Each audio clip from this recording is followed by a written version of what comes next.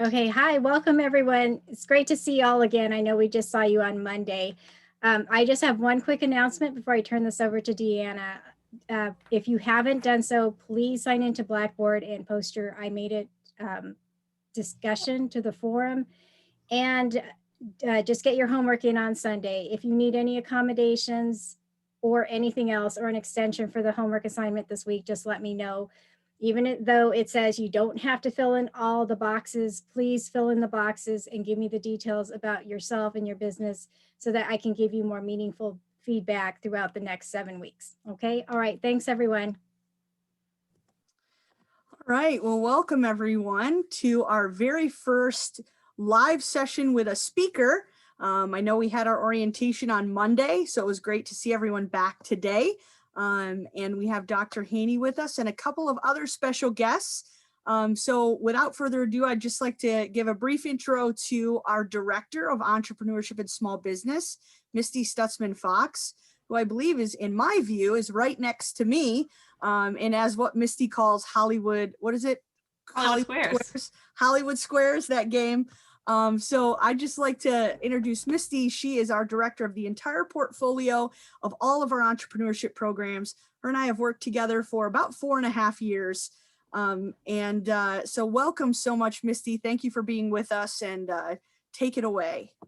Thank you so much, Deanna. And thanks to all of y'all for joining us for EBV Spark Cohort 4. We're super excited to have you into the IVMF family. I think one important thing, and you'll hear it over and over again, is that we're really here to serve y'all and to make sure that your business or your future moves forward as positively and as greatly as it can. And so at that point, and I say this to every class, but I really mean it, that I want you to really dig in and look at this as more than just a course or a 6-week thing that you log into on the evenings, that you're really embarking on a new family, a new network, a new group of people that are here to be your cheerleaders, your confidants, your mentors, the people that can listen to your ideas and give you real feedback. I think we just did a webinar, I believe it was Tuesday, but about how to leverage the IVMF and what we can do to really kind of help you on your journey. And it's more than just entrepreneurship. It can be anything from employment to research to just any needs that you may have in day-to-day life. And Dee and I would encourage you to share that recording as well with this group here so that you can kind of see that we have a ton to offer. And we really are excited to kind of welcome you into this group. And I also just want to say special thanks to our extended network that is joining, just as an idea of what that network would look like. We have some of our other teammates from the IVMF here. Brian, it's great to see you. As Deanna pointed out, we have Greg and Kelly from Missouri who are joining us. They're amazing EBV directors, but even more and just invested in the veteran network as a whole. So it's great to have them checking it out and seeing how maybe they can leverage some of these things. And of course, I'm standing between, and as usual, I'm standing between you and people that are typically smarter than me and other cool things that are going to happen. So I'm going to make this brief and brilliant. And I just want to say again, make sure that you leverage us, welcome us into your family. We welcome you into ours. And with that, I want to introduce Dr. Michael Haynie, who's our executive director. He is also our vice chancellor here at Syracuse University. He is a man with many, many hats, including the COVID czar and everything from here, but he's taking a break from all of those duties, from being an educator to joining you here today to talk about opportunity recognition. And importantly as well, he's also an Air Force veteran. So with that, I'm going to hand it right over to Dr. Haynie. Thank you, Misty. I never know where those intros are going to go. It's always an interesting combination, but thanks for letting me spend some time with you. I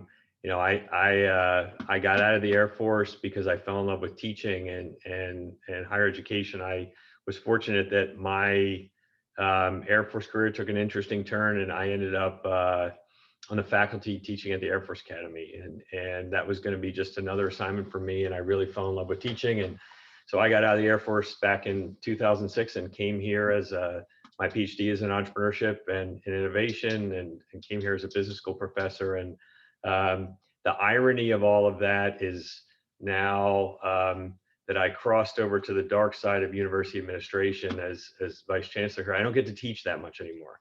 So I truly appreciate the opportunity to spend a little time with all of you who really represent for me the confluence of two passions. And one of those is entrepreneurship and the other is veterans and military families. So, so thank you. You know, what Misty and Deanna asked me to spend a little time talking to you about is, you know, opportunity recognition. What I study as an academic is how is it that successful entrepreneurs, how is it that all entrepreneurs, we'll talk about success, that's a whole different thing. We'll talk about that too, but how is it that entrepreneurs see and act on opportunities in the environment to grow, to build first, and then to grow successful, sustainable ventures. And you know, I do think that in the context of a lifestyle, the life cycle of a business, really understanding how it is that you can continue to introduce, you know, what I describe as an entrepreneurial mindset into everything that you do is critically important. You know, one of the things I've spent, you know, I spent almost 10 years as an academic interviewing successful entrepreneurs. You know, for those of you that were in the military, which I think is most of this group, if not some spouses with us, you remember the little green hardcover notebooks that they had in the military.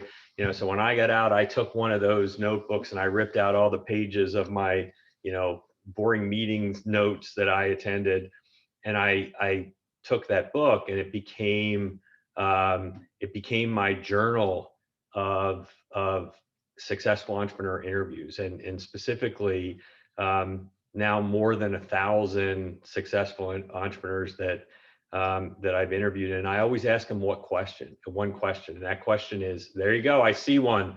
I see Terry and Mark there. That's the book.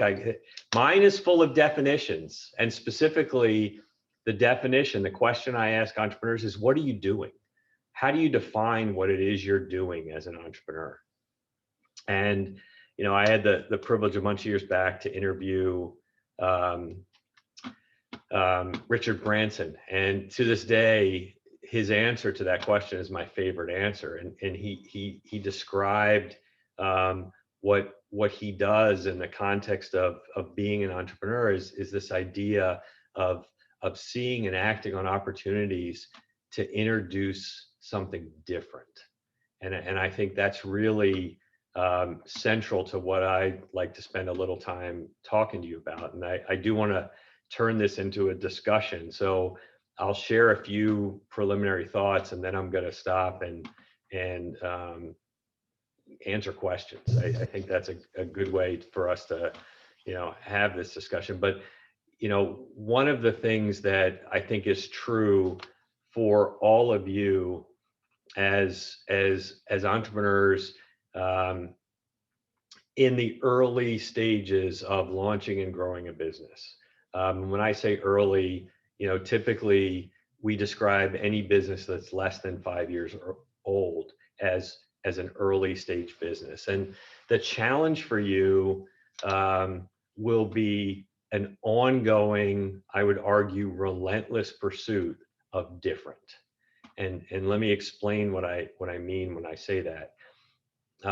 When you think about how it is that you're going to compete, and everybody has a competitor, I challenge any of you, and you know, undergrad, my students here at Syracuse, inevitably, you know, when they're standing in front of me pitching a business plan, they'll say, "And we have no competitors." Everybody has a competitor, because at the end of the, and even if it's not a competitor in the truest sense, if you think about what it is you're doing as solving a problem, you're asking someone to pay for your solution to solve their problem.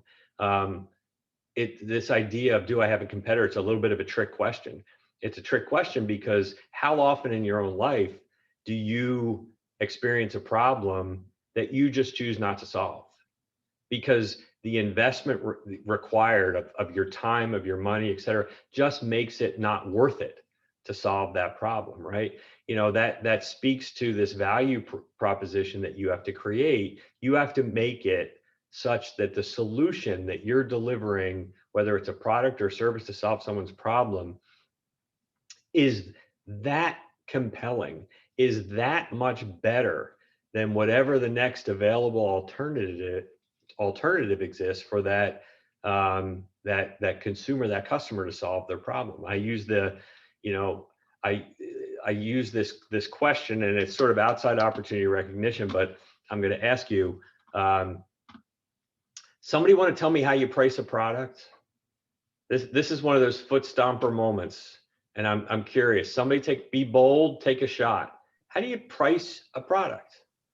It's a pretty fundamental question for a business owner. Anybody want to take a shot? Yeah. So my wife and I, hi, Dr. Haynie, Glenn. My wife and Glenn, I. nice to meet you. Where are you from? I'm from Jacksonville, Florida. Oh, a little warmer. We have snow up here. You have any snow on the ground down there? No, it was in the 80s today, and Okay, don't tell me that. Cooler at night.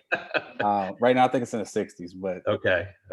So my wife and I. Well, by the way, it's 8 degrees here. 8 Oh. degrees right now. So yes, we're 68. Yeah.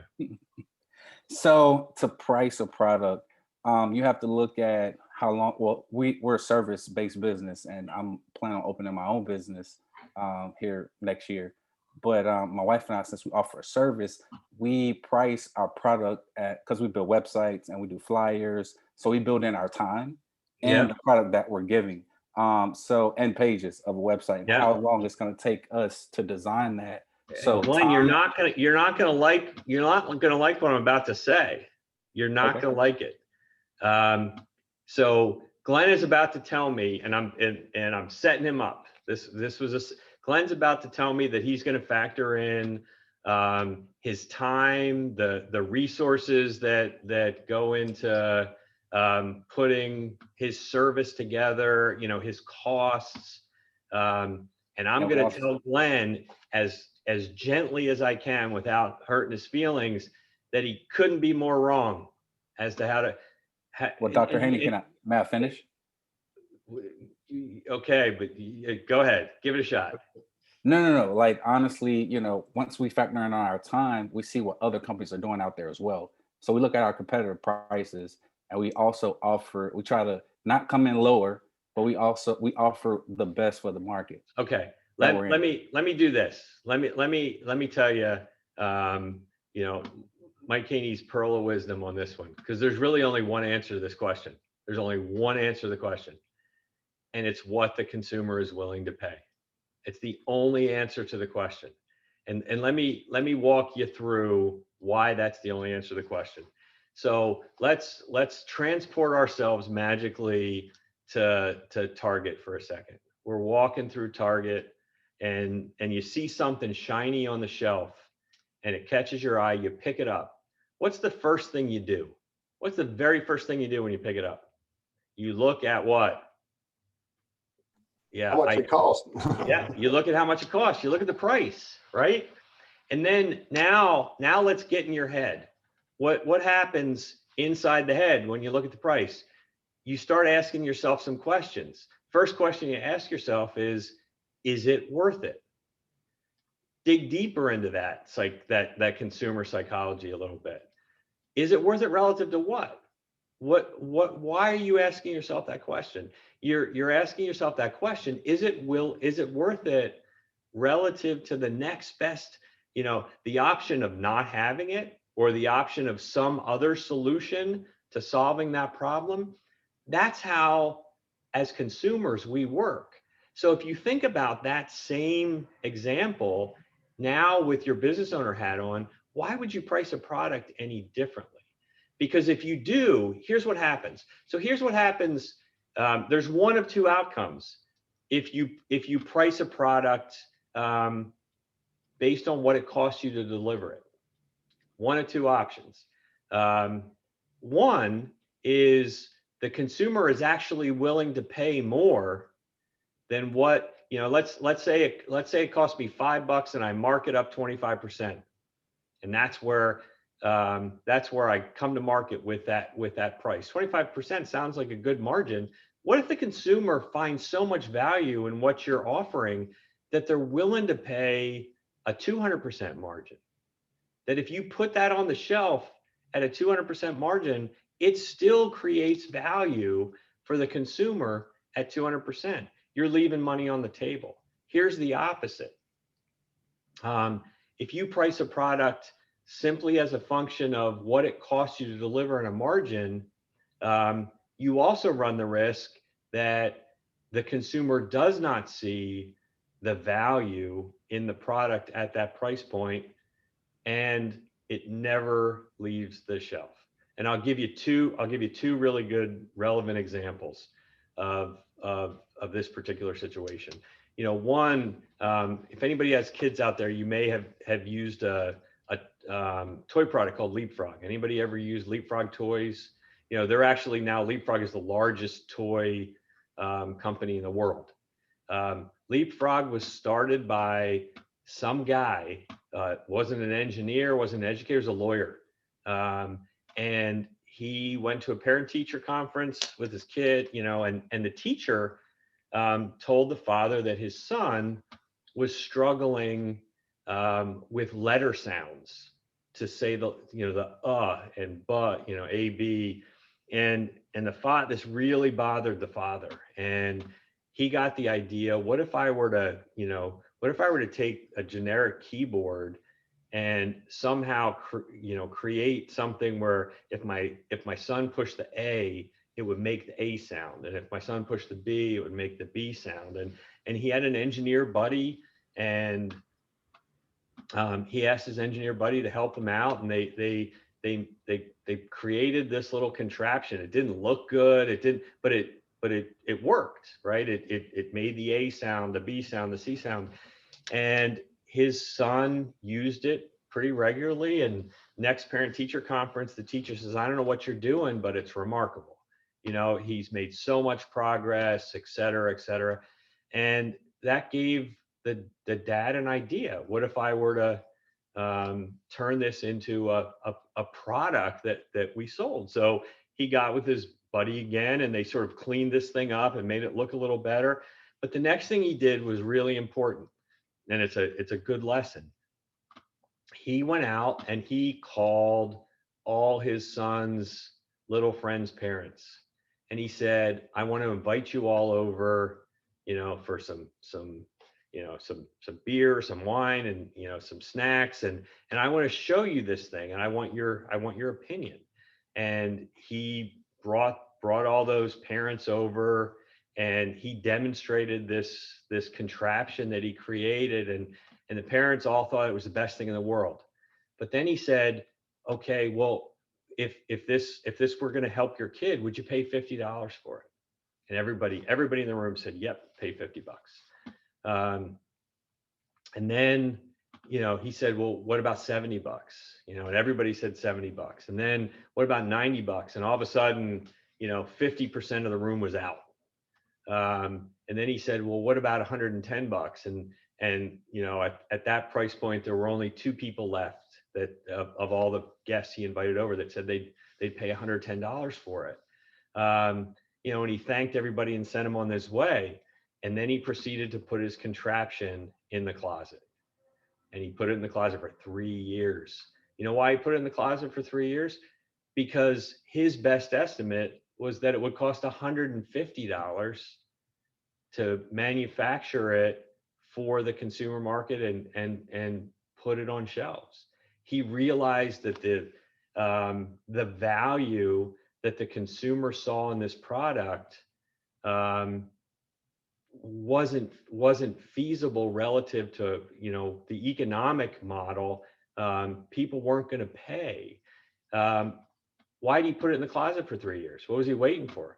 He was waiting for technology to advance to the point where the price point of manufacturing this thing would drop, and the rest is history. You know, from that, today, largest toy company on the planet. But he realized he understood the relationship between, you know, the consumer psychology of the relationship between what it cost for him to manufacture it, but what the customer is willing to pay is ultimately what has to drive your pricing strategy. You know, there's an opposite example that that actually is not a great story, because it's about one of you. It's about a veteran that went through one of our programs several years back. Wonderful young lady who was a super talented artisan who also loved dogs, and her business were these very high-end handmade collars and leashes and everything for dogs, and they were leather and stitched and had designs, and they're beautiful. And she got the call that, you know, that everybody thinks they dream of. It was a call from Walmart, and Walmart said, we want to talk to you about putting your product in our stores. And I'll disclaimer, Walmart's a longtime partner of the IVMFs. They're a funder of our entrepreneurship programs.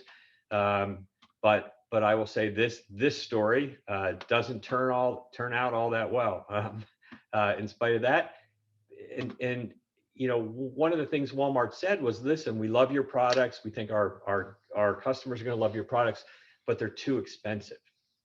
We need you to re-engineer these products such that you can bring the price point down.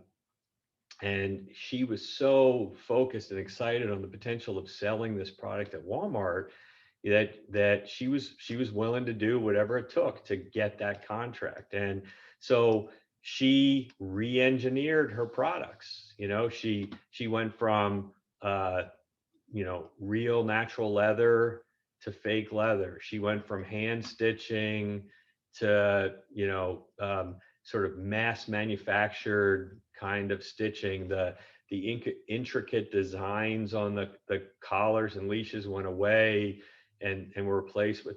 But where I'm going with this is, what do you think happened? You know, so she was able to lower the price point, but what do you think happened when they hit the shelves? Her contract was 2 months. Nobody bought them, because everything that was special and unique and differentiating about those products went out the window, chasing a price point that took her to a place where the value that the consumer saw in that product made it not worth it.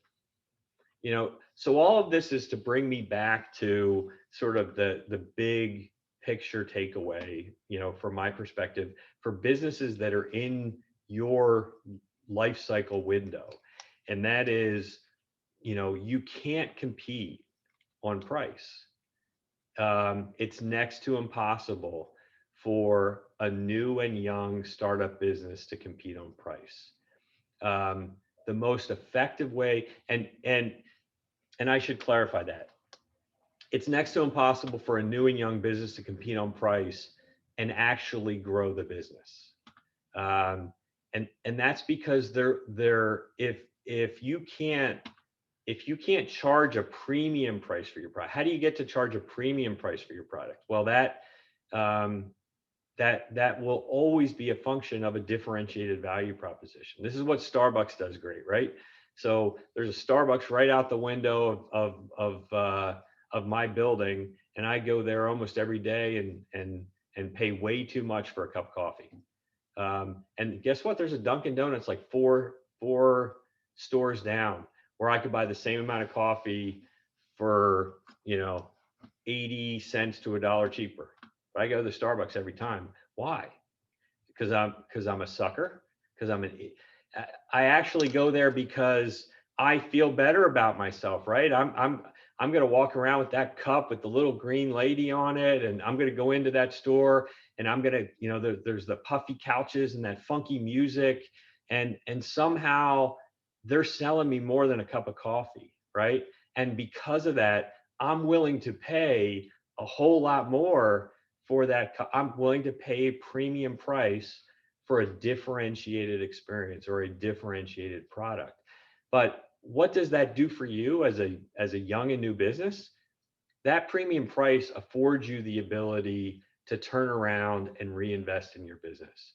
It gives you the capital that you need to actually grow. It's the difference between, you know, nickels and dimes, margin based on your sales, and something actually that is enough for you to reinvest in the business and facilitate some level of growth. So, you know, if you think about Starbucks, it's a great example. Starbucks is also a partner of ours, and you know, was one of my entrepreneurship professor fanboy moments when I got to go out to Seattle and meet Howard Schultz. And you know, one of the things that he did so well is that Starbucks, their entire history is about the relentless pursuit of differentiation. If you think where they started, you know, they didn't even sell coffee when they started. When Starbucks started, all they sold were coffee beans. You couldn't even buy a cup of coffee in a Starbucks. But over time, it was, you know, from beans to drip coffee, to specialty coffee, to food, to you know, appliances, then to music, you know, then to, you know, some Starbucks now you can buy wine and beer, and there's always something new that they're introducing.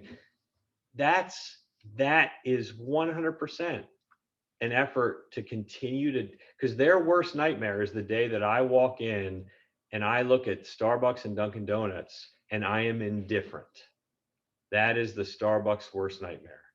Because if I ever get to a place where I equate those products and that experience as being the same, they lose their ability to charge that premium price, because then I become a price consumer. And that's you know, my advice, my counsel is that you work to ensure that the basis for competition for you, for your business, is one based on a differentiated value proposition. You can charge a premium price, and you know, another trick question here. Somebody's going to ask me, well, you know, I'm an accounting firm. How the heck do you differentiate accounting? Just a million different ways. All you have, it's all about being creative. It doesn't have to be in the product or the service itself. Could be how it's delivered. Could be when it's delivered. Could be, you know, there's a million. Zappos, great example. When Zappos was founded, online shoes. Some of you probably shop there. You know, there wasn't a pair of shoes they sold that you couldn't buy in a brick and mortar store. Well, what did Zappos do to differentiate themselves? It was all about shipping. You ordered something, it was on your doorstep the next day, and if you didn't like it, you put it back in the same box, and it turned around, disappeared from your front porch, and it's back at Zappos. You never got charged.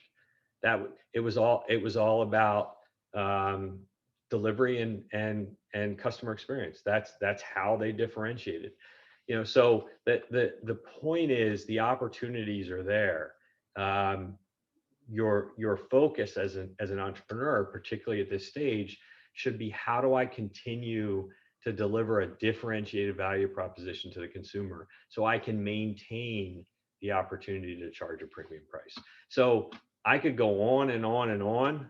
I'm going to stop and maybe answer some questions for a while. Should we do that, Deanna? Yes, let's do that. So let's get started. Now's the time to start submitting those questions or to raising your hand. And if we're, you know, in between questions, I will take note. I keep order. We'll get to them all. So start putting those questions in the chat. Dr. Haynie, I just want to talk a little bit about the statistics and get your opinion. Let me just tell Charlie, though, it's the pumpkin spice. Shantae, pumpkin spice. Go ahead. I don't really like either of them, gingerbread or pumpkin spice. I know that's like speaking, I know, insanity, but so talking a little bit about statistics, Mike, we'd really like to get your insight on this, but why is the success rate for veterans higher than civilian business owners? And I just, we talked a little bit about this in the discussion posts, and I did, before you answer that, I did want to share one thing that kind of resonated with me that one of the students here shared from Lakita. She said, I believe that sacrifice is branded into a veteran's DNA in some shape or form. Veterans tend to give their all in matters that they feel strongly about, be it family, country, or work. Egos take a back seat when seeking information, and they tend to soak up as much information as they can in order to accomplish goals. As I was thinking about it, I'm thinking about, discipline, leadership, and all these things. And I didn't really think about sacrifice. So that really resonated with me. So I'd love to hear your insights, Mike, on really what you feel. Yeah, so I think all that's right. I think perseverance, sacrifice, but I think the other thing that's important to understand, and it's less intuitive than some of those things, is the military trained you. Your military service experience prepared you to be an entrepreneur in ways that maybe you didn't even see. There's a classic academic definition of entrepreneurship that is the pursuit of opportunities in the face of inherently constrained resources. Let me say that again: the pursuit of opportunity in the face of inherently constrained resources. Now think about that and reflect back on your time in the military. How often were you told that, hey, mission critical job, you've got to get this done, you and your team, it's going to make the difference between success or failure. And oh, by the way, can't give you any more resources, can't give you any more money, can't give you, no more people. And you have to get this done in 48 hours. That was the military, and especially if you're a Marine. And I don't mean that to suck up to Deanna there, but I've been doing this for 15 years, and some of the most blow your mind success stories that I've had a firsthand experience with are young enlisted Marines, and I truly believe that it's because of what I just described. They learned as a function of their service experience just to get it done, even if they don't necessarily have access to everything ideally that they need to quote accomplish the mission. They figure it out. You figure out how to improvise, how to compromise, how to innovate. And from my perspective, I can give you examples all day. There's young guy that went through this program a bunch of years back. He had this idea for a shipping crate, a custom shipping crate business. And he saw the market in art and valuable breakable stuff, building these custom shipping crates. And but he didn't know much about it. He also had no capital at all. But he wanted to get this business off the ground, and he was driving around one day, and his biggest barrier was the capital required for materials. What's the material he's talking about? It's wood, right? So he's driving around one day, and he notices behind a big box store all these piles of old pallets, shipping pallets, that clearly are there, to be picked up as trash. And he knocks on the manager's door of this big box retailer and says, "Hey, I see all those pallets out back. Are those, what are they there for?" And the guy says, "It's trash. Or we have somebody that comes and picks them up once every 2 weeks." And he said, "Mind if I take a couple of them?" And he took them home. He broke them down and realized very quickly that his material cost for his shipping business is now approaching zero, because he broke these pallets down, recycled the wood, used them to build these custom shipping crates, and off and running. 2 years later, he has more business than he can handle, 14 employees. Nobody was going to tell him he couldn't do it.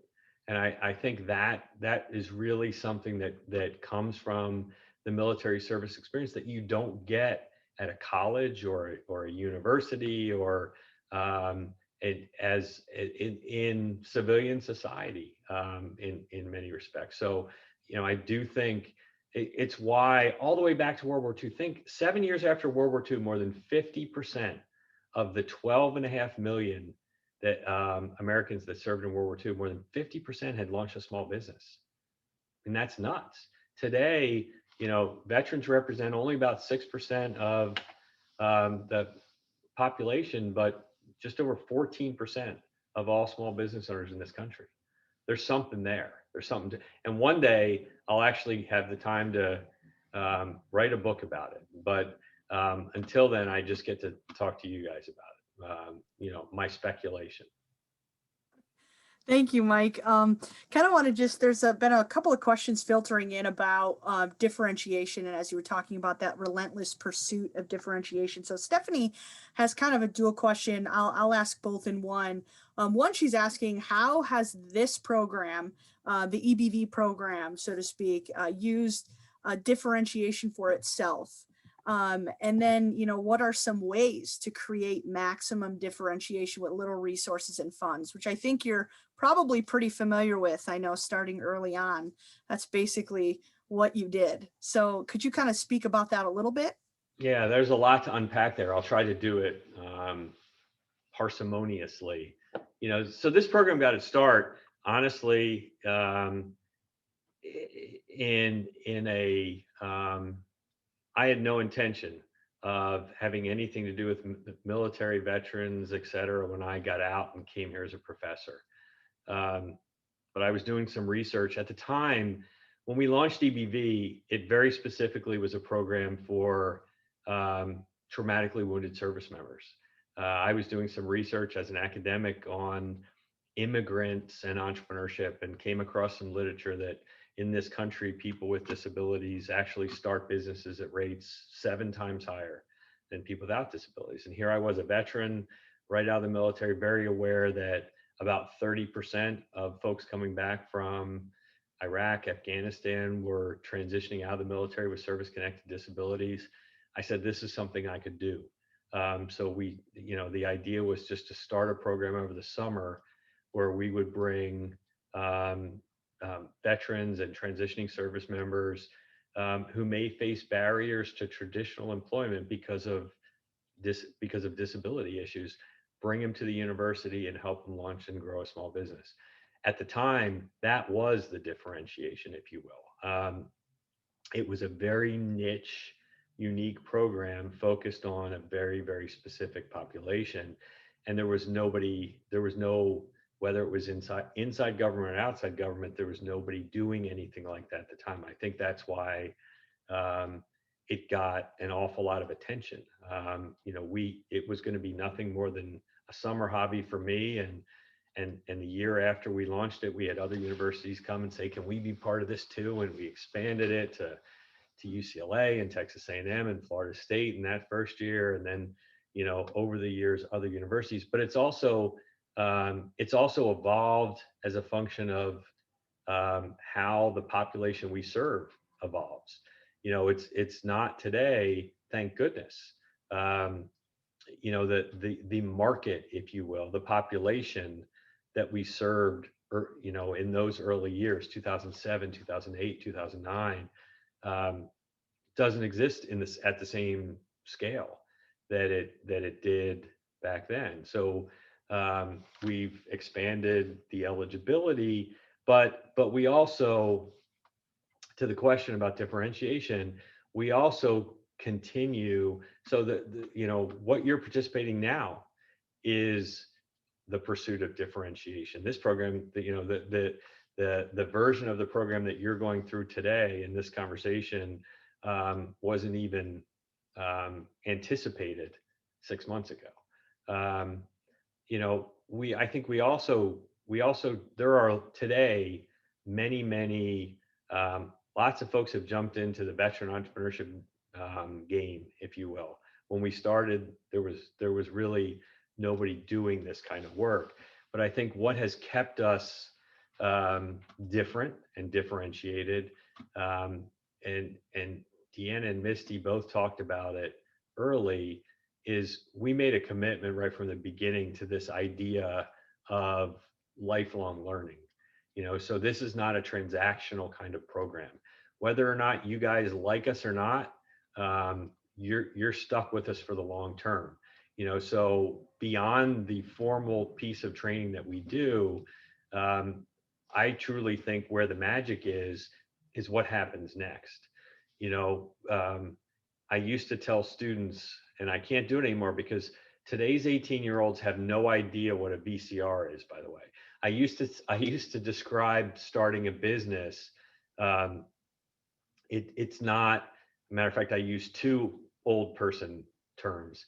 It's a videotape. It's not a Polaroid. Try to use that with an 18-year-old today. They have no idea what you're talking about. But the point I was trying to make is launching and growing a business is something that happens over time. It's a story.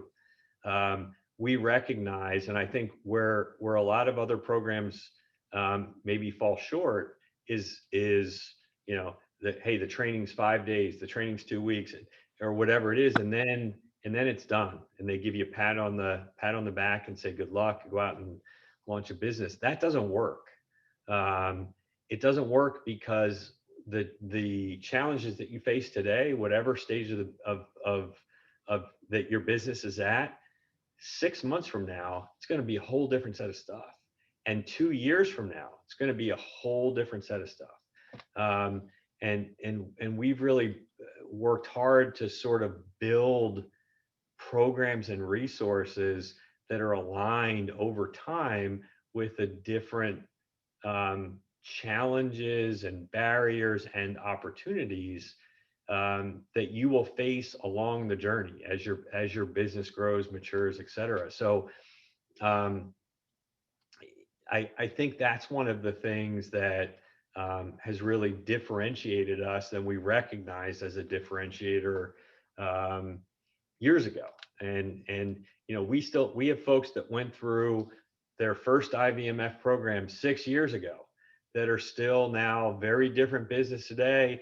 And now they're going down to Florida State for our sort of, what do we call it, Misty? Accelerate, EBV Accelerate.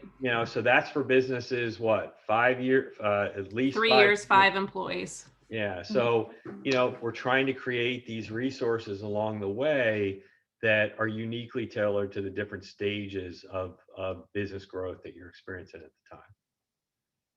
I forget if there was more to the question, but I got going and now I don't remember. So no, I think that's great. It's a lot to unpack, right? We did share a link to a video. It's about 10 minutes long. We celebrated our 10-year a couple years ago. It gives some great history and insight into the program and kind of how it came to be. So feel free to take a look at that.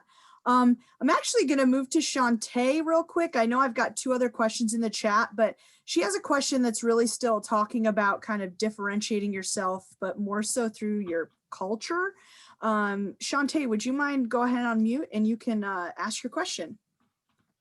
Hello. So I had brought up the pumpkin spice latte versus the other kind of latte to kind of bring it around to the reason why that worked is because Starbucks built an entire culture around that. There's memes around that. There's, people associate that with Starbucks, and that kind of makes it, not brand loyalty, but it's the first thing that comes to mind. So my question is, when starting off a business, should you cultivate that early on or should you let it happen organically? Well, my 2 cents, and people may disagree with me, my 2 cents is that especially early, you are the culture. The entrepreneur is the brand. That the extent to which you lead and drive the kind of culture that you want in your company, I think is important. Because if you sort of passively let it evolve and grow on its own, and it does so in a way that's not aligned with who you are, who you want, what you want this company to be, I think that's a recipe for disaster down the road. So I think you, as the founding entrepreneur, should actually take a very purposeful, with intent kind of approach to cultivating the culture that you want to see exist inside your organization, and guard it. Meaning that the hardest thing that you're going to do is have to deal. Employees are tough. People problems are the hardest problems you're going to face, and inevitably you're going to make people decisions that you regret, and the ones that should concern you the most are the folks that bring to your organization a culture and a climate that's inconsistent with your own personal vision. So I do think it is very important that as the founding entrepreneur, you're very involved in cultivating and nurturing and providing stewardship to the culture that you want to create inside your organization.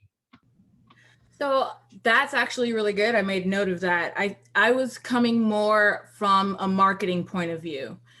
So I have a friend who is a veteran and sells coffee, and the entire culture around that brand is veterans and hardcore, and we don't need the sleep, highly caffeinated. Yeah, that's an overdone one. There are a whole lot of veteran coffee brands out there all of a sudden too. So I think, but what I shared, I think though still applies, because in what you want to market, I was focused in my prior response to what happens inside, but what happens inside has to be consistent with what happens outside.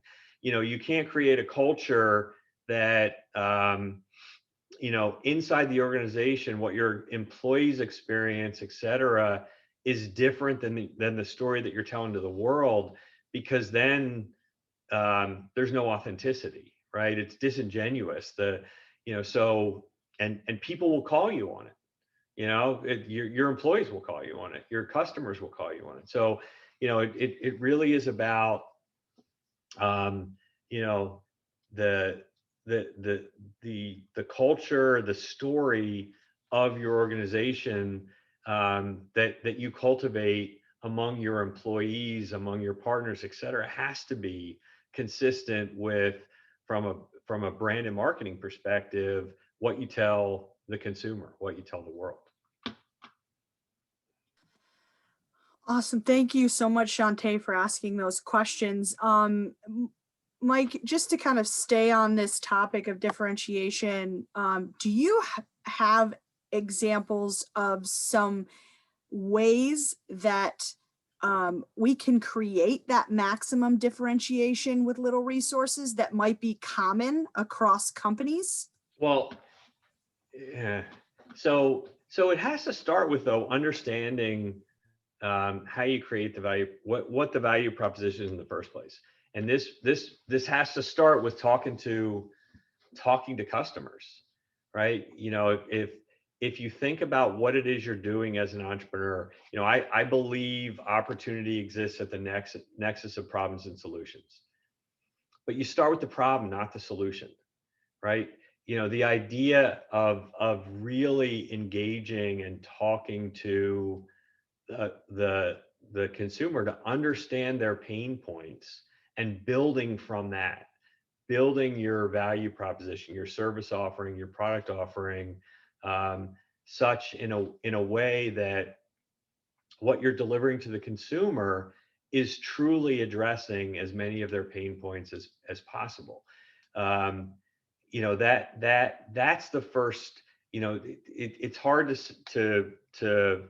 it's hard to get to a place where you can sort of make generic differentiation strategies, because it really is so uniquely tied to the problem that you're trying to solve in the marketplace. I mean, I had, another story I'll share was, and these are not veterans, but some students of mine in the past came up with it was a team of students, but really driven by a young woman that was part of the team, whose mother just had another child. And there were all kinds of, she was now, because she was, you know, a young adult, she was seeing for the first time sort of the challenges of raising a baby in the home. And she came up with a product idea related to breastfeeding. But, you know, she was not convinced she truly understood some of the challenges that mothers like her mother face in this regard. So she found on the internet a bunch of these communities, these blogs, and these online communities for new mothers, and she started infiltrating them. I don't know a different word. She started posting in these community pages questions about the problem that she's trying to solve. And in a sense, she crowdsourced market research. And it was fascinating. I mean, it was gold what she got. But she, you know, and she finally got to the point where she said to this group, you know, don't you wish there was a product out there that did this? And next thing you know, there's 10 pages of responses of, oh, and if it did this too, and oh, if it was also able to do this, and you know, that for her, that all contributed then to a highly differentiated and very unique product offering that was uniquely tailored to create value for her particular consumer. You know, so it really is an individualized. I mean, there's some generic things like, you know, I could say customer service. Good customer service is differentiating, right? How many of you will ever, if you go to a restaurant and have a bad experience because you know the service was bad, waiter was rude, will you ever go back? You'll never go back. You get it. That's a one and done deal. You won't go back. That said, if you have a great experience, but maybe the food is just average, you might give that place another try, right? There's some generic things like packaging, like customer service, but you know, the extent to which those generic strategies really drive differentiation that will allow you to charge a true premium price, it's pretty limited.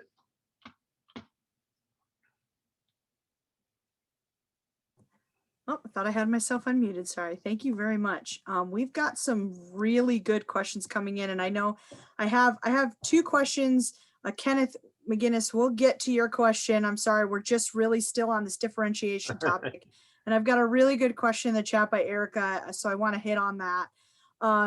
So just to give you a bit of background, she has been given advice that what I can't do or don't want to do to farm out those tasks like bookkeeping and so on, so I can spend more time working on my business instead of for my business. This is where the growing differentiation can happen. Can you think of a reason why someone shouldn't take this route of farming out those things? Or at what point do you start doing this? Do you do it right away or do you wait? Yeah, so it's a great question. It's actually the right question. I will tell you, it's, you know, so when you use the term you can't do, I'll push back on that a little bit, only to say that it may be a way to reframe it are the things that you shouldn't do, right? If you're not a lawyer, you shouldn't be your lawyer. You should find a lawyer. You know, but just because you don't necessarily think you have the web skills to design your own logo doesn't mean you can't try and learn. And I say that because you're in such a resource constrained environment. Every nickel counts, every penny counts. You know, so the extent to which you can do some of this yourself. I mean, even me, when we started this program, you know, somewhere in this building is the original poster for the entrepreneurship boot camp. And that was me and a student worker and a camera I found an ROTC kid running around on campus, and we took a picture of his legs, and I mean, the point of the story is I didn't know what I was doing. I didn't have that skill set, but guess what? I also had no money to pay anybody else to do it. So I had to learn. And my point is, you shouldn't be afraid. This idea of I can't do something. If you can't do something because it's dangerous for you to try to do yourself, and I would argue being your own lawyer falls into that category. That's one thing. But if you can't do it just because you've never done it before, that's a different thing. And I would argue early on, when nickels and dimes matter, the extent to which you can do stuff yourself makes all the difference. Now, that said, I also don't want you to forget that a lot of people, more people than you think, will be willing to do stuff for you for free. For example, I would encourage you to think about, do a little mental calculation, how many colleges and universities you have within 30 minutes. Community colleges too, count, within 30 minutes of where you are. Guess what? The way we teach students today, across higher education, it's all about projects. Find a business school at the college that's near you. And students are always, marketing students have to do a marketing plan for a class. Build me a marketing plan, right? Engineering students looking for things to prototype. Guess what? I'd love for you to build a prototype of this product. And, so there are also ways to, quote, farm out some of this work without having to pay for it. It's what we call bootstrapping, right? It's classic bootstrapping. So the extent to which you can get, same thing with marketing communications, by the way. Before you pay for marketing, do everything you can to get it for free, right? Send a little press release that you type up yourself to the local newspaper about you being a veteran, launching a business, blah, blah, blah. See if you can get them to do an article about you. The extent to which you can build buzz and your brand by having other people tell your story and do it in a way that doesn't cost you any money, it's gold. Sorry about that. Having issues with my mute and unmute. Thank you for that. I want to switch a little bit over to pricing because I know Kenneth's been waiting a long time here. Kenneth McGinnis. We've got two Kenneths in the class, so that's why I'm using the last name here. Talking about pricing, he's finding is very totally challenging. Another part of that challenge is finding an affordable producer of your product. Do you have any tips on how he can find affordable vendors to produce your product? Yeah, that's a tough one, depending on where you are and what your product is. There are a bunch of online marketplaces that crowdsource manufacturing, and I could send a link or two, some examples to Deanna to share with the group. But this is typically used for more on the techie side, software development, things like that. But where you can sort of put your specs out there, what you're looking for someone to manufacture, to code, et cetera. And then people who are members of these communities will actually bid online to win your business. And sometimes we've had veterans that have had real success with those kinds of marketplaces. But if your product is a tangible kind of manufactured product, it's a different thing. Again, I'll point to colleges and universities as a good source of intel. If in fact it is a sort of manufactured, engineered kind of product, talking to folks at an engineering school, not so much that they would do it, but they will know vendors in the community that have those kinds of skills. Another good avenue is to connect with your local chamber of commerce. You know, the extent to which you build a network that could be enabled by connecting with the chamber and all the businesses that are part of it could open up local relationships that might help you identify a vendor. But it really is a tough one because it's so specific to the region that you're in, what you're looking for. And actually, I want to speak up a little bit. So, like the products right now is like shirts and hats. Like, you know, okay. Big vendors. So my company is actually a financial accountability company. However, I came up with a brand that sells. But Yeah. I'm not gonna scale it right because you know, if I buy a hat or a shirt, you know, by the time I want to sell it on the market, it's already too affordable. So just like big businesses, they go overseas. Yeah. So it's almost like I got to find a vendor overseas to make the product affordable for me to make a profit. Yeah. You know what? I'm going to circle back with you because given what you just said, knowing that it's shirts and hats you're looking for, I might be able to give you some specific. I mean, we have veteran-owned businesses part of our network that do that work. So we might be able to connect you specifically with some folks.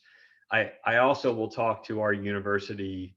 You know, here at Syracuse University, we buy lots of shirts and hats too. And we'll sell them to, you know, so our college apparel folks, I may ask them who some of their, because they a lot of them probably likely buy overseas too.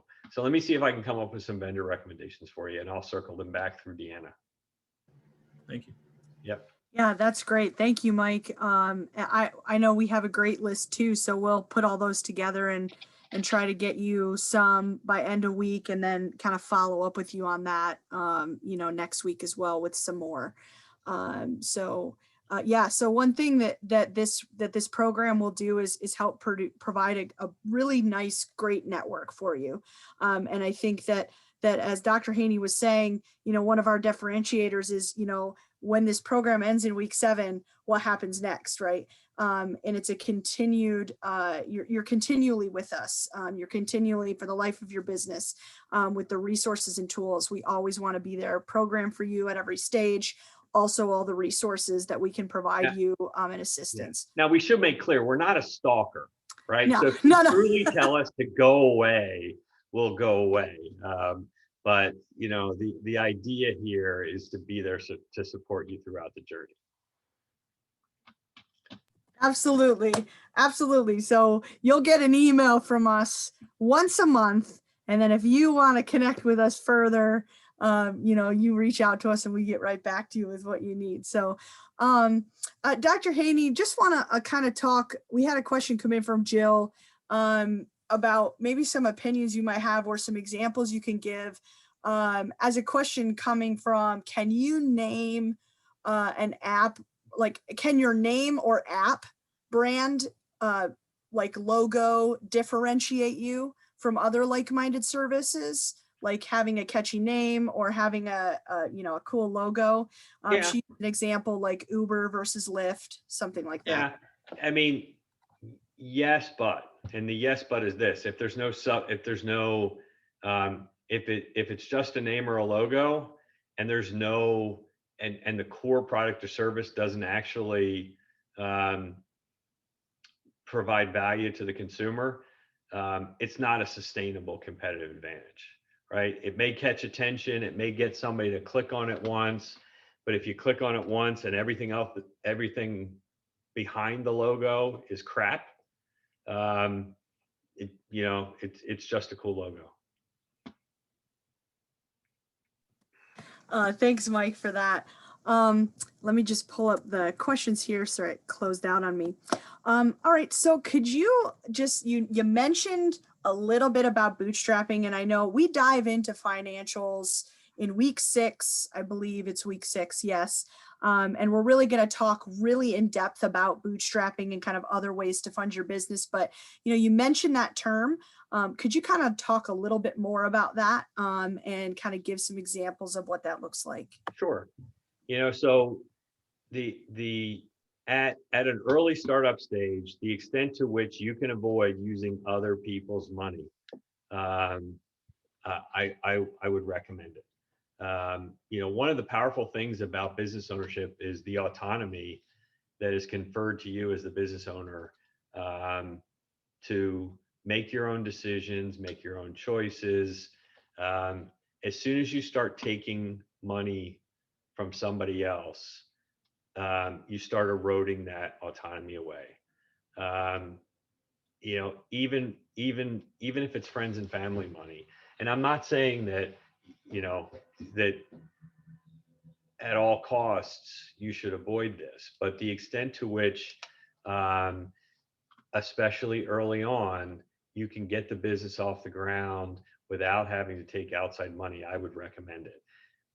One of the ways that you do that, or a different way to describe what that is this idea of bootstrapping. And that is, you can think of it as an entrepreneurial approach to use the limited resources that you do have available to move the business forward. We've talked about some examples of what it is, and part of it is your own ingenuity and willingness to say, I'm going to figure out how I can do this myself. I'm going to figure out how I can, jump on Photoshop, or I don't even know what program, InDesign or whatever it is you use to make a logo, or, I'm going to think creatively about how I can work with other, one bootstrapping strategy, work with other businesses to trade and barter for products and services. So an example I use all the time is a local business here in town. It's a restaurant, but the restaurant closes at 10 o'clock, and what's the big capital investment in a restaurant? It's actually all the kitchen equipment. That's the big capital intensive part of what a restaurant business is. And let's say I want to open a bakery, and the barrier for me to getting that bakery off the ground is that same high capital intensive restaurant equipment. Well, if I am an entrepreneurial aspiring bakery owner, I'm going to go to the local restaurant that's already made that investment, that shuts down the kitchen at 10 o'clock because that's when the restaurant closes, and I'm going to cut them a deal, and instead of having to drop $500,000 to outfit a commercial kitchen for my bakery, I'm going to pay them $20,000 or $25,000 a month to lease their kitchen from 10 p.m. at night until 8 a.m. in the morning, right? And maybe I'll add to part of that deal, and we will provide all of the fresh baked bread for your restaurant, which doesn't open until lunchtime. That's an example of a bootstrapping strategy, a way to, because key to bootstrapping is keeping your costs as low as possible. Fixed costs are what kill a business. Everybody know the difference between fixed costs and variable costs. Fixed costs are the ones, think of a restaurant. What are the fixed costs of a restaurant? It's all the infrastructure. It's the seats and the tables and the chairs and the kitchen equipment. And oh, by the way, it's the employees too, because are you paying the salary of the cooks and waiters and waitresses, even if there's not a single customer in the restaurant? Of course you are, right? It's fixed. If you have high fixed costs and can't generate revenue consistently to cover those costs, your business dies.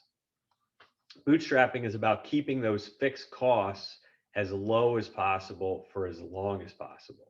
So barter, trade. I mean, we have 2 graduates of this program in Denver, Colorado.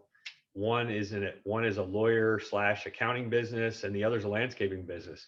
The lawyer / accounting business has they have a building. They're located in a standalone building that has trees and grass, et cetera. What do you think the deal is?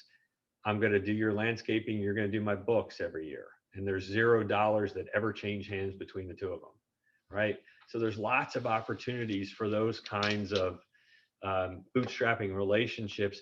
I mean, the story I told you about the young Marine scavenging pallets behind Costco, that's bootstrapping. That's an example of a bootstrapping strategy. Dr. Haynie, we've got time for one more question, and that will close our night. So good, because I haven't eaten dinner yet. I'm starving. Great. So, Me either. I need to eat as well, but at least I'm home. You're still in the office. So so Stephanie has the question about what's your feeling about grants? And we will dive a little more into this into week 6, but kind of, as we just talked about bootstrapping, she said she's had some opportunities from local foundations willing to do grants for veterans with a submission of certain requirements that as long as you're employing veterans with no repayments. And she has some experience in grant writing, but what about the rare opportunities? Should she spend time searching for those? What are your suggestions there? Yeah, so I think grants are a great strategy. You have to go in eyes wide open. Often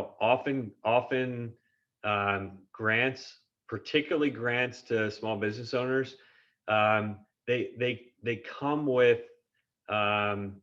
there is a social mission or an economic mission, if you will, that is inherent in those grants, meaning that the grantor has made them available, not simply to help you get a business off the ground, but to help you get a business off the ground to achieve some purpose.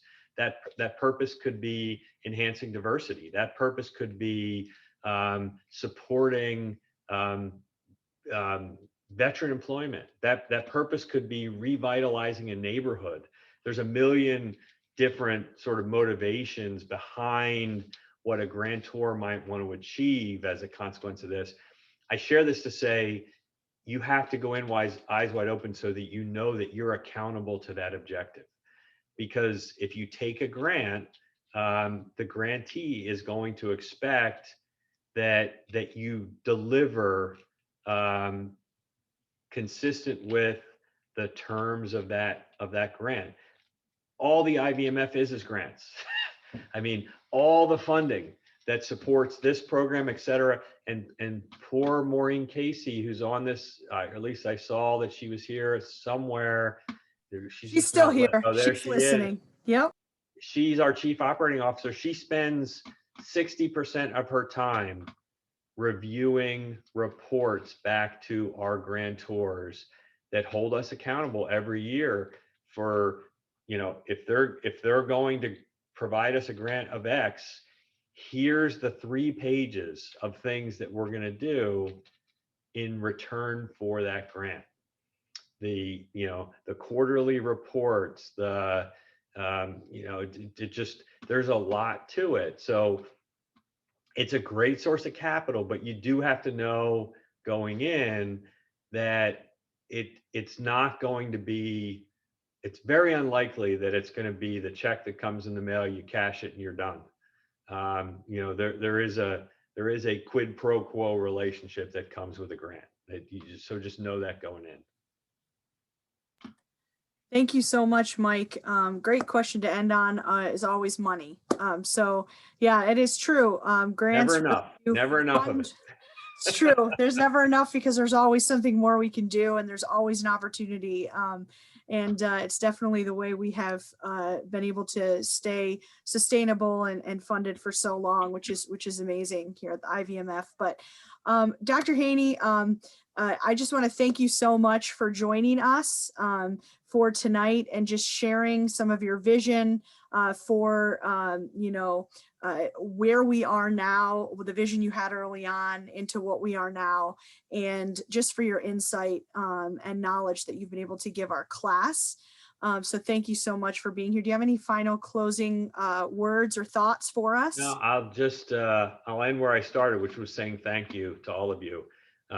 This was, hopefully you got something out of it. Know that, in a selfish way, this was fun for me. This is what I enjoy doing. So I appreciate the opportunity to end my day this way. So thank you very much and good luck to everybody. Thank you. Thank you so much, Dr. Haynie. For You everyone guys. else in, Bye-bye. yeah, and for everyone else in the class, we are excited to see you next week, next Wednesday, same place, same time, 6 to 7:15 p.m. EST. We're going to be on the topic of value proposition and what that role plays, really kind of setting the foundation for your business.